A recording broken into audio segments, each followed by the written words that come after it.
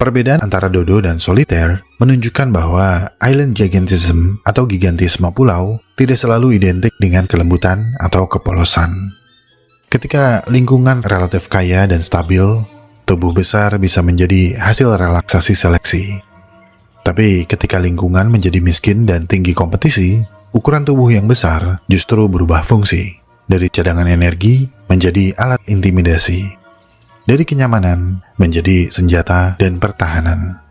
Di sini, island gigantism atau gigantisme pulau bukan sekedar soal ukuran, tetapi juga soal temperamen. Pulau terisolasi tidak hanya membesarkan tubuh, tapi juga membentuk karakter. Dalam dunia yang sempit dan sumber daya yang terbatas, seleksi alam memberi hadiah bagi mereka yang paling dominan, paling tahan banting, dan paling siap berkonflik.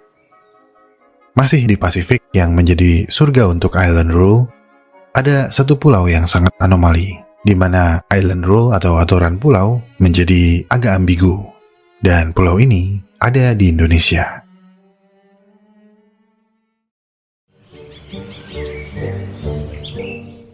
Pulau Flores adalah contoh langka ketika aturan pulau bekerja ke dua arah sekaligus, tanpa ada kompromi. Di satu sisi, spesies kecil membesar. Di sisi lain, spesies besar justru menyusut.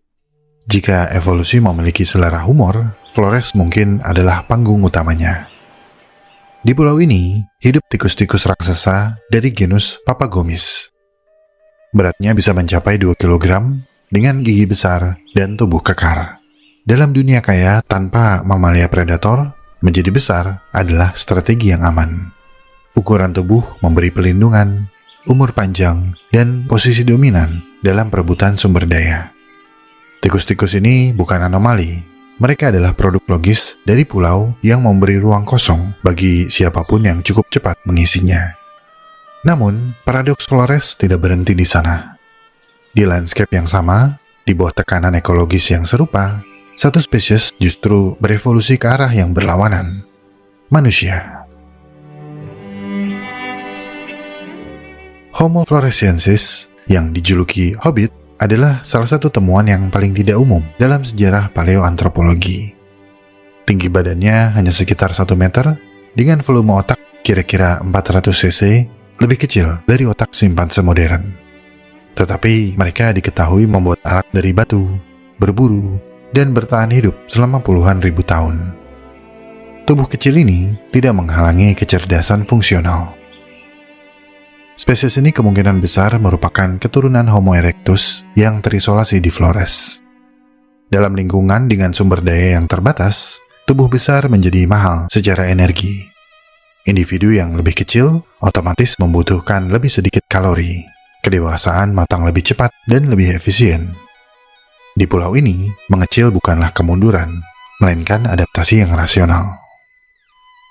Tapi Flores bukan satu-satunya tempat di mana seleksi alam memaksa para raksasa untuk menghemat energi. Di pulau-pulau Mediterania, gajah purba mengalami nasib serupa. Paleoloxodon falconeri dari Sisilia dan Malta hanya setinggi 1 meter, lebih kecil dari kuda poni. Padahal leluhurnya adalah gajah darat raksasa. Tanpa kehadiran predator besar, tekanan bukan lagi soal bertahan hidup dari serangan, melainkan soal menghemat energi di dunia dengan makanan yang terbatas.